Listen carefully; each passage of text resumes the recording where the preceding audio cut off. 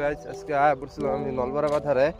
তো ভিউটা দেখো আগে অল্প, ভিউটা দেখো একদম পুরা কিছু দেওয়া যায় না। তার মানে অল্প গরু দিবার আসছিল, গরু নিয়ে আসলাম। গরুটা দেওয়া লাগে, গরু দেওয়া লাগে। তারপরে গরু দিবার আয়া দেখলাম, এটা দেখছো না স্যার কিরকম হয়েছে একদম পারা। আর ওই যে এনে দেখো এরকম মাল খাবার আসছিল রাইতে করে, পুরা মাল চাল খাইছে ওই না ফালাই থয়ে গেছে এনে, হলো সাফা করে থয়ে যান লাগে কিন্তু সাফা করে যায় নাই।